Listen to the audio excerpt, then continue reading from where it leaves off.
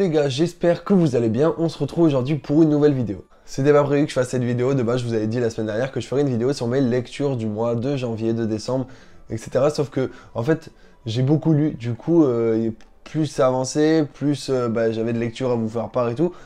La vidéo, elle est durée vraiment 1 heure et c'est vraiment pas plaisant à monter. Et pour vous à regarder, c'est pas du tout ça à faire, du coup.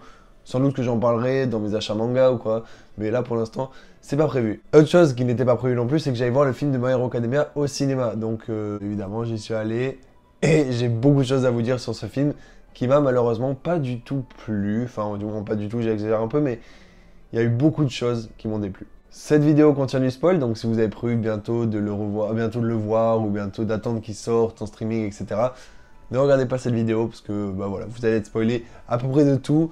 Voilà, je compte pas non plus raconter toute l'histoire, je vais juste vous évoquer ce qui m'a plu et ce qui m'a pas plu. Comme ça, on fait une vidéo assez courte et claire. Pour commencer, il y a beaucoup de points positifs, mais qui sont pas dus à l'histoire. C'est-à-dire que pour moi, l'animation est respectée dans le sens où c'est la même animation que l'animé de My Hero Academia. Une animation faite par les studios Bones, il me semble, qui est assez bien respectée. Des fois, on a des très belles images, comme des fois, on a des images très moches. Je me rappelle par exemple un moment pendant la cavale de Midoriya avec la musique en fond, voilà, une espèce de paysage en fleurs avec un début de un coucher de soleil ou un lever de soleil, je sais plus, qui est très très beau et tout.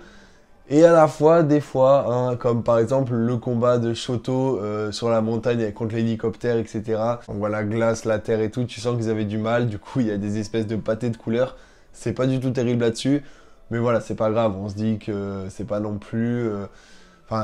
c'était pas non plus Demon Slayer ou Jujutsu Kaisen et tout, on sait très bien à quoi s'attendre quand on regarde My Hero Academia au niveau animation, du coup ça n'est pas du tout gênant. De même on a les seiyuu qui restent les mêmes encore une fois et du coup qui sont très bien réussis, les voix très bien retransmises, la voix de Shoto, de Midoriya, de Bakugo. De toute façon je citerai toujours ces trois, le film tourne à peu près autour de ces trois personnages là.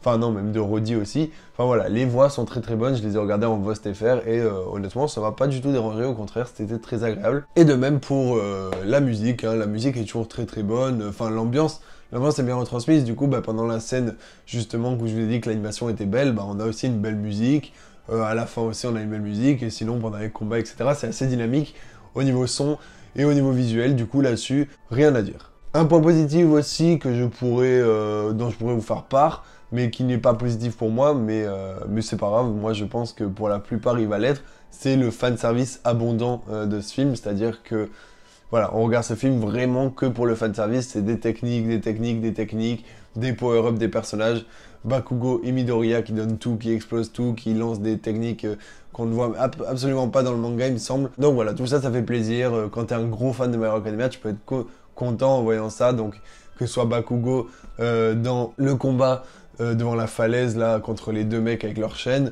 ou que ce soit Midoriya contre le gros méchant à la fin avec voilà, Seku Ultimate, je sais pas quoi, Smash United States, j'en sais rien. Ouais voilà, oui, là-dessus c'était assez cool, assez sympa pour les grands fans de My Hero Academia. Peut-être un peu décevant du tout au niveau de Shoto qui lui n'a pas eu beaucoup de temps à l'écran et de grandes techniques, etc. Il a juste battu un petit méchant et tout, mais on sait pas trop comment, on sait pas trop pourquoi. Enfin voilà.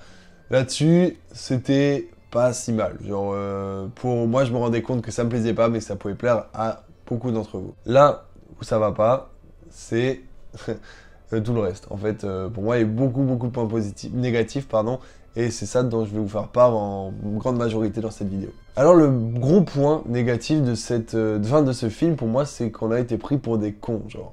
Que ce soit au niveau du scénario et au niveau de la bande-annonce. On nous avait promis un film dans lequel les héros seraient vus comme des méchants, Midoriya serait recherché et tout machin. Oui, c'est le cas dans le film. Est-ce que c'est important? Non, pas du tout. Au début, certes, il se fait un peu repérer par la police et tout pendant la première course-poursuite, donc il va introduire le film. Mais après, la police, on n'en entend plus du tout parler. Vraiment plus du tout. La société, à ce qui paraît, elle détestait les héros, mais dans le film, on ne voit aucune société. On ne voit que la secte et les héros qu'on connaît. On nous avait promis aussi un film dans le monde entier. Est-ce qu'on voit beaucoup de parties dans le monde entier? Pas du tout. Tout se passe dans Oteron.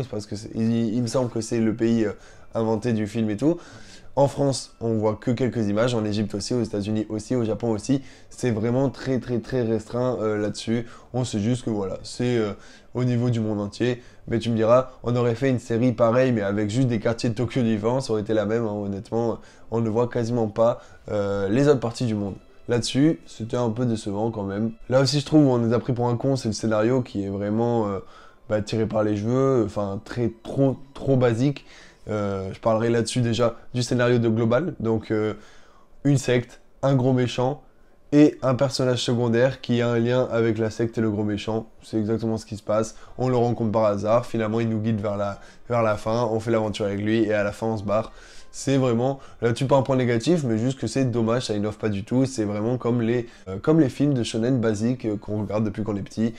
Donc bon, c'est dommage. Et des fois, quelques scénarios quand même assez hasardeux, un peu tiltants quand même. Hein, on va pas se cacher, ils nous prennent pour des cons. Par exemple, quand tu vois que les mallettes vont s'échanger tout simplement et que c'est exactement les mêmes, donc il va confondre avec ça.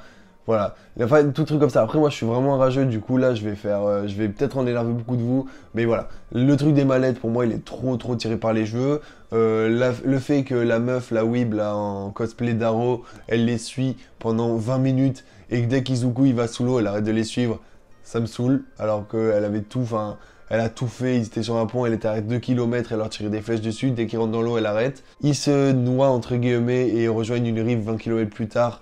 La mallette n'a rien alors qu'elle était dans l'eau avec eux, sachant que la mallette cachait une clé USB, évidemment, seul Roddy, donc le personnage principal, secondaire, pardon, pouvait débloquer parce que c'était un casse-tête que son père lui avait appris à 10 ans, et voilà, et donc il s'avère qu'il n'y a que lui qui pouvait débloquer. Izuku et Roddy se font à chaque fois retrouver par la meuf, du coup la meuf en cosplay d'Aro, on sait pas comment elle les retrouve, mais elle les retrouve, voilà, toujours au bon moment. Par exemple, où Roddy va tomber de la falaise, les autres héros arrivent, et là vous allez me dire, mais comment ça se fait que Bakugo et Shoto arrivent pile au bon timing quand Roddy va tomber de la falaise? C'est un peu hasardeux et tout.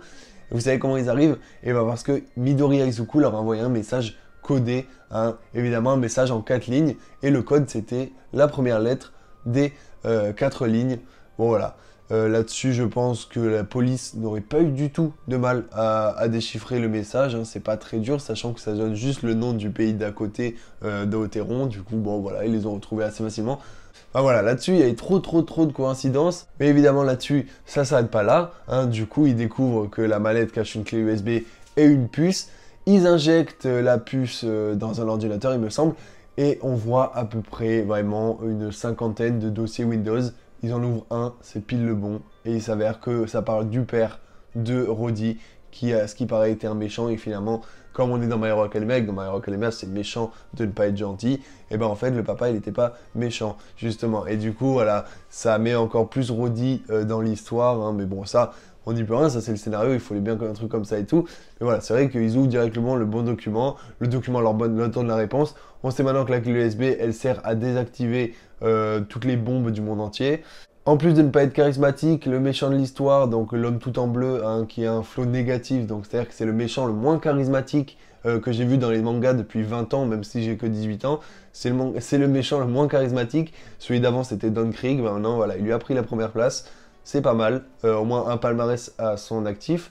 Voilà, donc en plus d'avoir 0 flow, bah, il va avoir 0 de QI parce que il va donner la position de toutes les bombes aux héros, tout simplement. Il va leur dire, bah voilà, en fait j'ai mis les bombes là parce que ça se fait pas, sinon vous n'allez pas tous crever, genre sinon c'est trop chiant, genre il n'y a pas de jeu, il n'y a pas d'enjeu.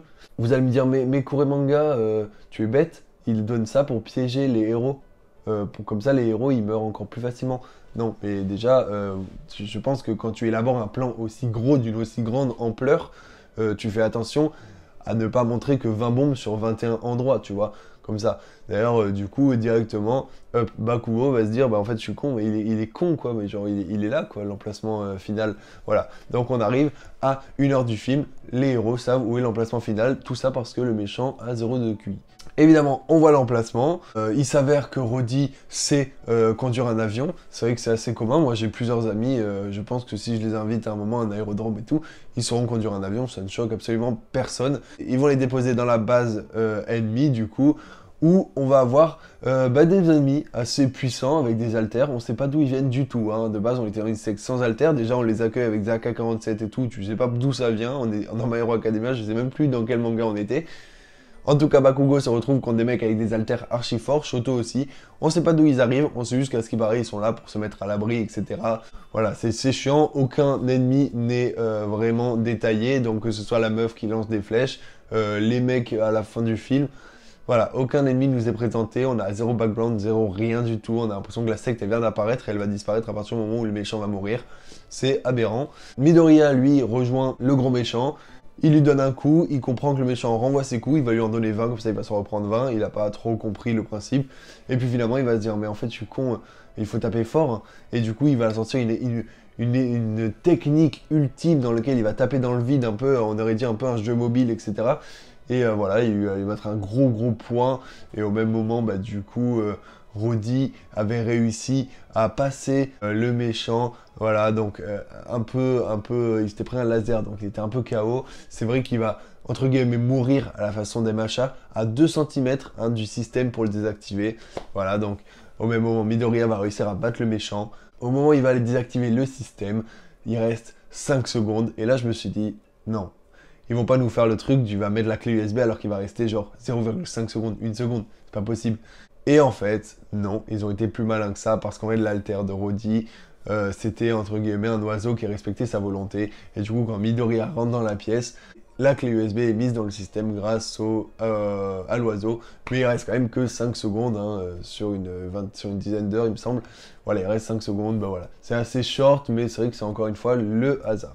Évidemment, ça ne s'arrête pas là parce que tu as l'impression en fait que voilà, le méchant est battu, ça y est, les héros sont aimés, rien n'est contre les gens sans alter, rien n'est... Voilà, donc entre guillemets, le méchant, il avait réussi à corrompre tout le monde, donc la police, on ne sait pas comment il avait fait, la population, dans lequel on disait que les héros et les gens avec alter, c'était des connards, et ça y est, le méchant meurt. Alors, le méchant meurt. Le méchant est KO, on sait pas non plus ce qu'il devient, on sait pas s'il va être emprisonné ou quoi que ce soit, c'est vraiment, vraiment un truc qui n'est pas canon à l'histoire principale. Donc voilà, le héros, le méchant est KO, et ça y est, le monde devient beaucoup plus beau, les héros sont aimés, les gens avec alter sont aimés, tout est bien qui finit bien, on aime la vie, c'est My Hero Academia, on est là pour avoir juste des frissons palpitants de fanservice, et voir zéro personnage mourir ou quoi que ce soit. On a eu, c'est vrai, quand même quelques scènes avec du sang, Midoriya qui en bave, hein, vraiment. Je vais pas vous cacher qu'il y a eu quelques scènes où je me suis dit, mais comment là, c'est possible qu'il va pas s'en sortir, c'est pas possible, il est KO. La scène ultime est après un peu stylée, c'est vrai, hein, il est vraiment en transformation, bien plus musclé, avec les yeux tout blancs, etc. Il met une grosse patate, quoi, mais voilà. C'est vrai que c'est un truc, bon... Là, je vais pas forcément vous spoil le manga, mais c'est vrai qu'on aurait aimé avoir ça dans le manga, surtout que le film est d'autant plus nul que le manga actuellement est très bien. Genre moi j'ai lu le scan et le dernier scan qui est sorti, sans vous dire ce qui se passe dedans, met une distance phénoménale au film et du coup c'est vrai que bah, le contraste est assez gros. Et pareil en fait le contraste est assez gros par rapport à tout. Le dernier film que je suis allé voir au cinéma c'était Demon Slayer, le train de l'infini. Et bah pareil, il met une distance énorme au film de My Hero Academia parce que bah, j'en ai jamais vu de film de My Hero Academia et que c'est pas du tout la même qualité. Surtout d'autant plus que le film de Demon Slayer est la suite de l'histoire et du coup canon, etc. Voilà, tout roule. En plus, j'avais jamais vu le film My Hero Academia, du coup, mon avis est moins appuyé aussi. Enfin voilà, vous avez compris, le film a beaucoup de défauts. On s'ennuie pas forcément devant, mais c'est vrai que juste, c'est une histoire assez plate. Elle descend pas, elle monte pas, mais juste, t'as l'impression que tout va dans le sens du scénario, quoi. La cavale qui finalement va mener à un ennemi, qui va finalement mener à la base secrète, et la base secrète va mener au gros méchant, et après c'est fini. Vraiment, c'est le scénario, il fait une ligne droite comme ça. Des fois trop de combats, des fois trop de enfin, pas assez de parlotte, justement à mon goût, trop de combats, enfin... Voilà, c'est le film My Hero Academia, hein, dommage, on s'attendait vraiment beaucoup à mieux avec mon collègue avec qui je suis allé.